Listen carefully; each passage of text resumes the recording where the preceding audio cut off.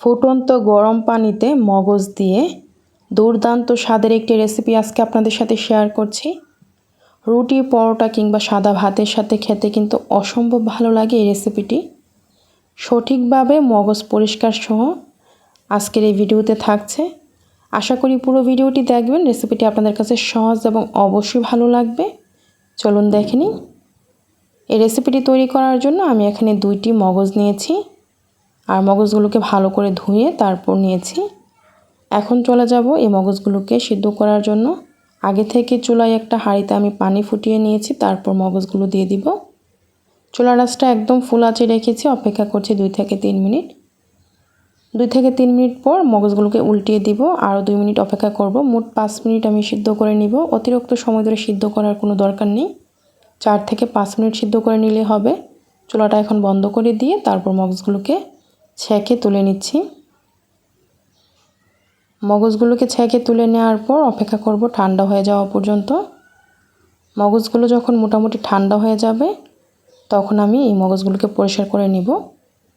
আর এভাবে হালকা সিদ্ধ করে নেওয়ার কারণে কিন্তু মগজগুলো যখন ঠান্ডা হয়ে যাবে পরিষ্কার করে নিতে সুবিধা হবে। এই যে দেখুন, আমি রগগুলো কিন্তু এভাবে টেনে তারপর তুলে নিয়েছি। আর খুব সহজেই এই মগজগুলো পরিষ্কার করা যায়।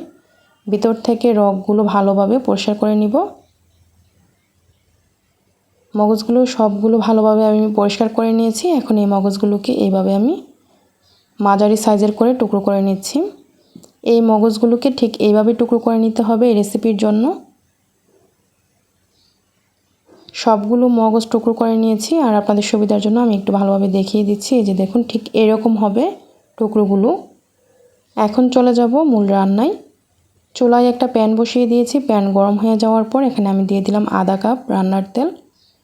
তেল গরম হয়ে যাওয়ার পর দিয়ে দিচ্ছি এখানে এলাচ, দারচিনি, তেজপাতা। এই গরম মশলাগুলো যখন ভাজা হবে, খুব সুন্দর একটা ঘ্রাণ বের হবে, তখন আমি দিয়ে দিব এখানে পেঁয়াজ কুচি। আমি 2 কাপ পেঁয়াজ কুচি দিয়ে দিচ্ছি।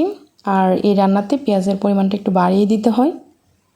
চুলার আঁচটা ফুল আঁচে রেখে এই পেঁয়াজগুলোকে ভেজে নিব হালকা একটু কালার আসা পর্যন্ত। একদম গোল্ডেন ব্রাউন কালার করে ভাজতে হবে না, হালকা একটু কালার আসলেই হবে। কিছুক্ষণ ভেজে নেওয়ার পর যখন এরকম হালকা একটু কালার চলে এসেছে, এই পর্যায়ে আমি দিয়ে দিচ্ছি এখানে 2 টেবিল চামচ রসুন বাটা, 2 টেবিল চামচ আদা বাটা। আদা রসুন বাটা আমি এখানে ভেজে নিব, তাতে করে কাঁচা গন্ধটা দূর হয়ে যাবে। আদা রসুন বাটা কিছুক্ষণ ভেজে নেওয়ার পর যখন আদা রসুন বাটা থেকে কাঁচা গন্ধটা দূর হয়ে গিয়েছে, আমি এখানে দিয়ে দিচ্ছি টমেটো কুচি। আমি এখানে 3টি মাঝারি সাইজের টমেটো কুচি দিয়ে দিলাম। অবশ্যই টমেটো কুচিটা দেওয়ার চেষ্টা করবেন, তাতে করে এই রান্নাটা খেতে বেশি ভালো হয়। টমেটো কুচি দেওয়ার পর প্রায় মিনিট খানিক আমি ভেজে নিয়েছি। তারপর এখানে দিয়ে দিব এখন প্রথমে আমি দিয়ে দিচ্ছি এখানে 2 টেবিল চামচ মরিচ বাটা, তবে ঝালের পরিমাণ আপনারা আপনাদের পছন্দ মতো কমিয়ে বাড়িয়ে দিবেন।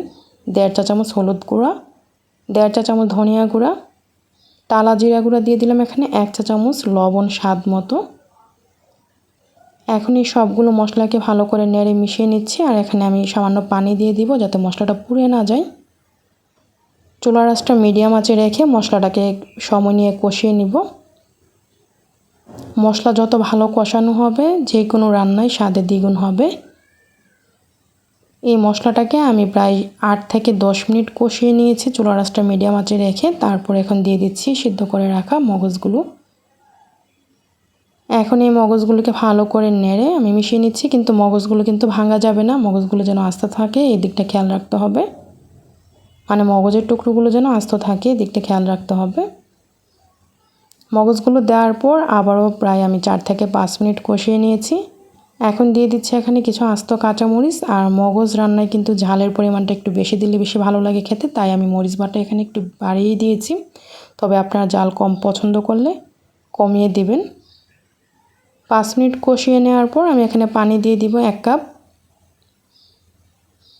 পানিটা দেওয়ার পর আবারও ভালোভাবে নেড়েচেড়ে একটু মিশিয়ে নিব আর ঢাকনা দিয়ে ঢেকে রেখে দিব।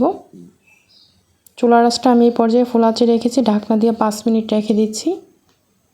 আর মাঝে কিন্তু আমি একবার নেড়ে দিয়েছিলাম। 5 মিনিট পর ঢাকনাটা তুলে নিচ্ছি।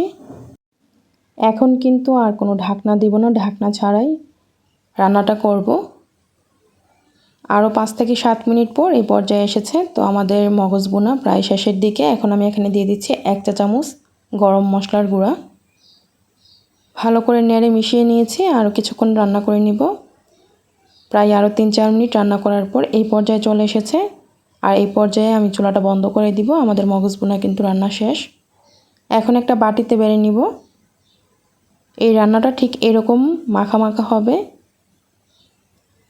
এই মগজ ভুনাটা দিয়ে রুটি পরোটা খেতে অসম্ভব ভালো লাগে। সাদা ভাত কিংবা পোলাওর সাথে খেতেও অনেক বেশি মজার হয়ে থাকে। অবশ্যই আমার এই রেসিপিতে আপনারা একবার হলেও বাসায় ট্রাই করবেন। আশা করি আপনাদের কাছেও রেসিপিটি অবশ্যই ভালো লাগবে।